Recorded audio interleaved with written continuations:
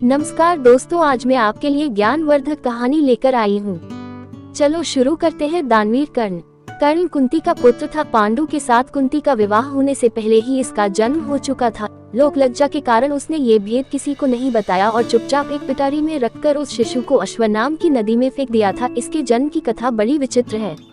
राजा कुंतीभोज ने कुंती को पाल पोस कर बड़ा किया था। राजा के यहाँ एक बार महर्षि दुर्वासा आए। कुंती से उनका बड़ा सत्कार किया और जब तक वे ठहरे उन्हीं की सेवा शुश्रूषा में रही। इसकी इस श्रद्धा भक्ति से प्रसन्न होकर महर्षि ने उसे वार दिया कि वह जिस देवता को मंत्र पढ़कर बुलाएगी वही आ जाएगा और उसको संतान भी प्रदान करेगा। कुंती ने नादानी के कारण महर्षि के वरदान की परीक्षा लेने के लिए सूर्य नारायण का आवाहन किया। बीए सुशिक्षण सूर्यदेव वहां आ गए। उन्हीं के सहवास के कारण कुंती के गर्भ से कर्ण का जन्म हुआ। जब पिटारी में रखकर इस शिशु को उसने फेंक दिया तो वह पिटारी बहती हुई आगे पहुंची। वहां अधीर्त ने कौतूहलवश उसे उठा लिया और खोलकर देख तो उसमें एक जीवित शिशु देखकर वह आश्चर्य करने लगा। अधीर्त उस शिशु की निरीह अवस्था पर करुणा करके उसे अपने घर ले आया और उसका पालन पोषण करने लगा। उसने उसे अपनी संतान समझा। बालक के शरीर पर कवच कुंडल देखकर उसको और भी अधिक आश्चर्य हुआ और तभी उसे लगा कि वह बालक कोई होनहार राजकुमार है। उसने उसका नाम वसुसेन रखा। वसु का अर्थ है धन। कवच कुंडल रूपी धन उसके पास था। विधाता ने ही उसको इसे दिया था, इसलिए उसका नाम वसुसेन उचित ही था। वसुसेन जब कुछ बड़ा हुआ तो उसने शास्त्रों का अध्ययन करना आरंभ कर दिया। वह सूर्य का उपासक था। प्रातःकाल से लेकर संध्या तक वह सूर्य की उपासना ही किया करता था।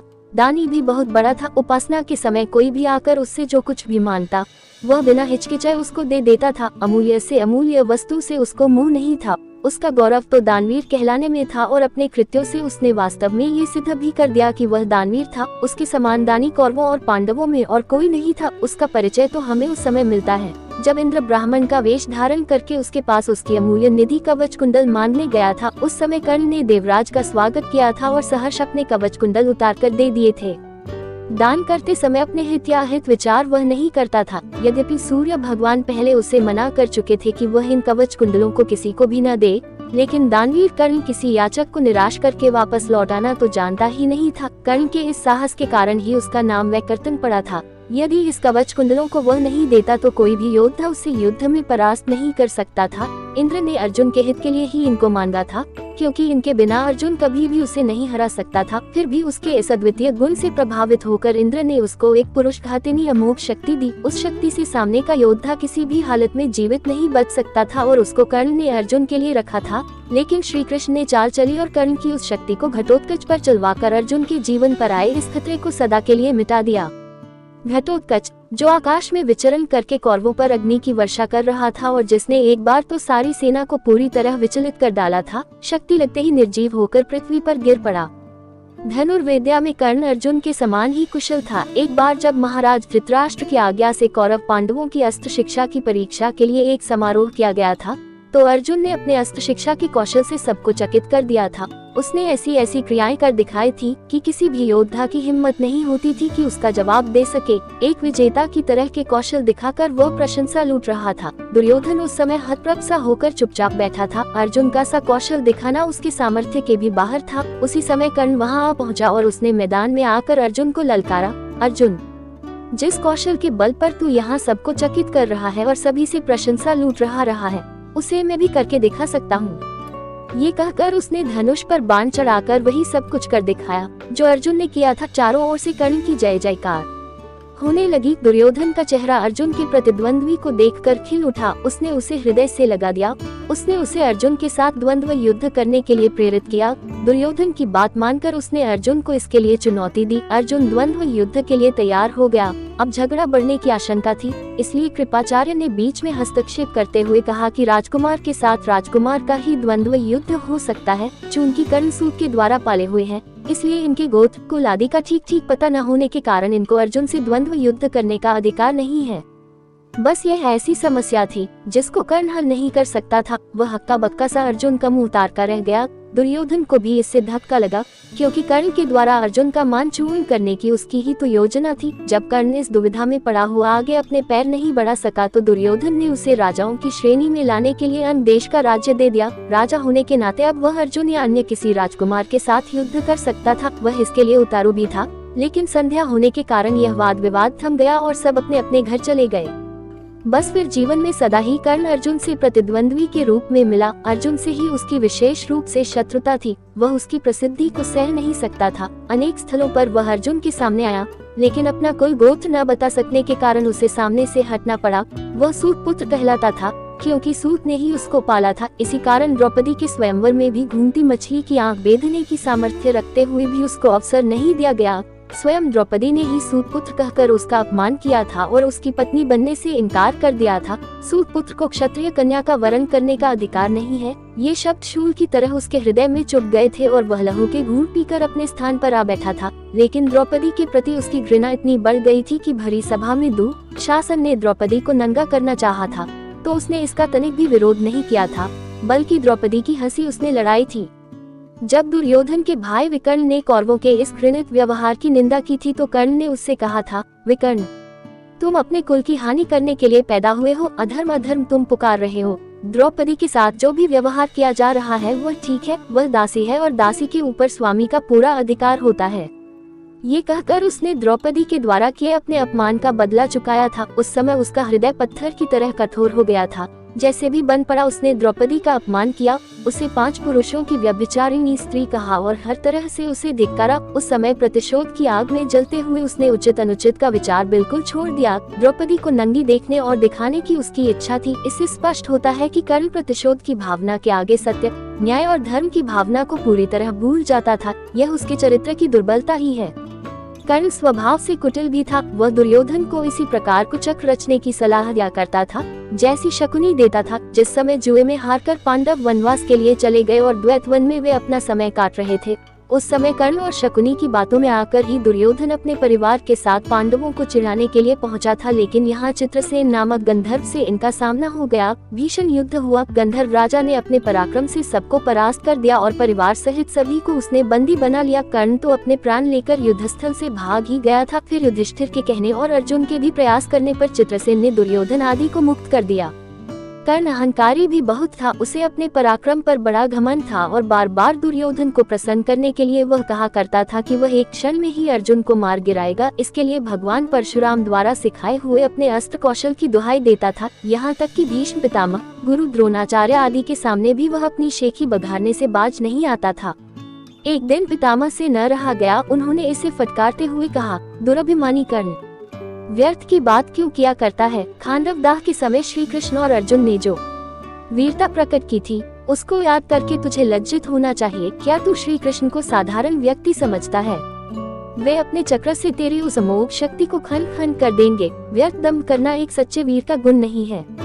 पितामह की यह बात सुनकर कर्ण क्रोध हो उठा और उसने झल्लाकर अपने शस्त्र फेंक दिए और कहा, पितामह ने सभी के सामने मुझे लज्जित किया है। अब तो इनकी मृत्यु हो जाने पर ही मैं अपना पराक्रम दिखाऊंगा। इसी दुराग्रह के कारण जब तक भीष्म पितामह जीवित रहकर युद्ध करते रहे, कर्ण ने युद्ध में हाथ नहीं बटाया। जब उसने सुन लिया कि वे धराशायी हो चुके हैं, उस क्षण प्रसन्न होकर वह दुर्योधन के पक्ष में आकर शत्रु से युद्ध करने लगा। गुरु द्रोण के पश्चात कौरव सेना का तीसरा सेनापति वही था। इस वृतांत से यही स्पष्ट होता है कि वह अत्यधिक क्रोधी स्वभाव का था। सदा अहंकार में उसकी बुद्धि डूबी रहती थी और इस कारण बुद्धिमानों की बातें भी बुरी लगती थी। इसके विपरीत अर्जुन धीर बुद्धि और विनयशील था।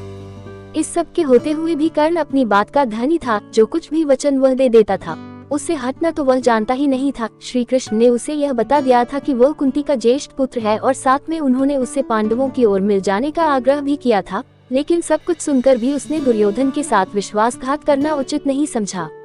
श्री कृष्ण ने कहा था, कर्ण, भाइयों के विरुद्ध लड़कर उनको मारने की कामना करना पाप है। इसलिए तुम कौरवों का साथ छोड़कर पांडवों का पक्ष ले लो। युधिष्ठिर तुम्हें अपना अग्रज मानकर अपना जीता हुआ साम्राज्य तुम्हें ही दे देंगे।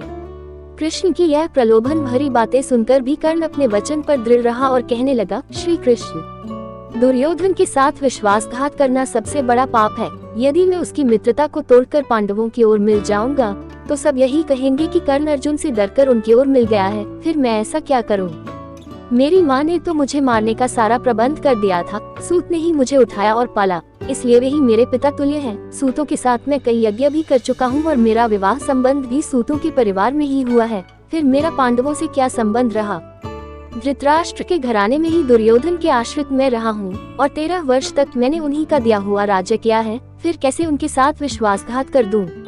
दुर्योधन को मेरे ऊपर पूरा विश्वास है, मेरे कहने से ही तो उसने इस युद्ध को मोल लिया है और अर्जुन के प्रतिद्वंद्वी के रूप में दुर्योधन की आशाएं मेरे ऊपर ही तो लगी हुई हैं। इस परिस्थिति में अपने आश्रयदाता और मित्र दुर्योधन को छोड़कर मैं कभी पांडव पक्ष में नहीं मिल सकता।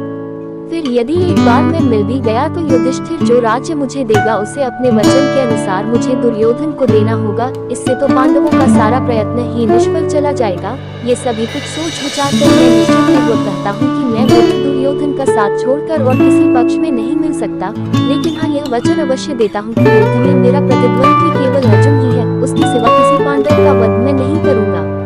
कर्ण का ये कथन उसके चरित्र की महानता पर प्रकाश डालता है। बात का कितना पक्का था वह दानवीर दुर्योधन चाहे अधर्मी था, लेकिन इसका तो आश्रयदाता था, वह उसके साथ छल कैसे कर सकता था। अंत तक उसने दुर्योधन का साथ दिया और अपने आप को एक सच्चा मित्र प्रमाणित कर दिया। कर्तव्य के प्रति पूरी तरह कठोर था। वो युधिष्ठिर तथा अर्जुन की तरह सहृदय नहीं था कि पांडवों के विषय में यह ज्ञात होते ही कि उसके भाई हैं, युद्ध करना बंद कर दे। एक बार मन में दृढ़ संकल्प करके उसको पूरी तरह निभाना ही उसके जीवन का उद्देश्य था। दुर्योधन की सहायता करना उसका कर्तव्य था। इससे पांडवों के प्रति जागृत हुआ भ्रातृत्व भाव भी उसे विचलित न कर सका और फिर भी अर्जुन के प्रति कठोर और ईर्ष्यापूर्ण दृष्टि उसकी बनी ही रही। यहाँ तक कि स्वयं माता कुंती ने जाकर कर्ण को अपनी ओर मिलाने की इच्छा प्रकट की, लेकिन उस समय भी वह भी अपने पद से विचलित नहीं हुआ। यह उसके चरित्र की श्रेष्ठता ही थी। फिर एक बार कृष्ण को वचन देकर अर्जुन के सिवा में किसी पांडव को उसने शस्त्र नहीं उठाया। अर्जुन से ही युद्ध करते हुए वह वीरगति को प्राप्त हुआ था। महाभारत युद्ध में भी उसकी वीरता देखकर स्वयं श्री कृष्ण उसकी प्रशंसा करने लगे थे। कितनी ही बार वह अर्जुन के रथ को पीछे हटा देता था। जब तक वह सेनापति रहा, अर्जुन बार बार उसके प्रहारों से विचलित हो उठता था। उसकी समझ में नहीं आता था कि वह कैसे इस परम योद्धा को परास्त करे। अंत में पूरी तरह निराश होकर उसने कृष्ण की ओर देखा। कर्ण के रथ का पहिया जमीन में धंस गया था। वह उसे निकालने का प्रयत्न कर रहा था। उसी समय कृष्ण के इशारा करने पर अर्जुन ने अन्याय का आश्रय लेकर उसका वध किया, नहीं तो उस वीर को मारना बहुत कठिन था। फिर यदि उसके हाथ में इंद्र की वह अमोघ शक्ति होती तो फिर उसको कोई भी पराजित नहीं कर सकता था और यह निश्चय था कि वह अर्जुन का वध करके विजय का शंख फूंक देता। लेकिन विधाता की यही गति थी। अमोघ शक्ति को वह पहले ही घटोत्कच पर चला चुका था। अब उसके पास विशेष अस्त्र कोई नहीं था। फिर भी बड़ी कठिनाई से अर्जुन उसे मार पाया था। महाभारत में जहाँ भी उसके पराक्रम का वर्णन आया है, वहाँ अर्जुन के बराबर ही उसको पराक्रमी माना गया है और था भी वह इतना ही पराक्रमी। कर्ण के पराक्रम में धब्बा लगाने वाली एक बात यह है कि वह कपटी भी था। वह सदा सत्य और न्याय का ही आश्रय नहीं लेता था। उसने अल्पवयस्क राजकुमार अभिमन्यु का चक्रव्यूह के भीतर औरों के साथ मिलकर वध किया था। उसी ने उसके धनुष को काट गिराया था और फिर उसने हत्थे बालक पर 6 महारथियों ने मिलकर आक्रमण किया था, जिनमें से एक वह भी था। अपने हत्थे बालक की हत्या करने का अपराध सदा उसके चरित्र के साथ लगा रहेगा। इसीलिए इतना पराक्रमी होने पर भी कर्ण अर्जुन की तरह महापुरुष की कोटि में नहीं आ सकता। उसका हृदय कलुषित था। इस तरह कर्ण के चरित्र पर दृष्टिपात करने से मालूम होता है कि वह किसी दृष्टि से महान था और अपने किन्हीं व्यवहारों के कारण पतित भी था। उसकी महानता उसके दानवीर होने में है, उसके दृढ़ संकल्प होने में है, उसके अपने मित्र और आश्रयदाता के विश्वास पात्र होने में है। लेकिन छल और कपटपूर्ण व्यवहार, व्यर्थ का दंभ और क्रोध उसके चरित्र की गरिमा को कम करते हैं। वह इतना पराक्रमी था कि उसके मरते ही दुर्योधन का सारा धैर्य टूट गया था और अब उसे अपनी पराजय की आशंका निश्चित लगने लगी थी। और वही हुआ भी। कर्ण की मृत्यु के पश्चात कौरवसेना का विनाश हो गया। स्वयं दुर्योधन भी भीम के द्वारा मार डाला गया। युद्ध में पांडवों को विजय प्राप्त हुई।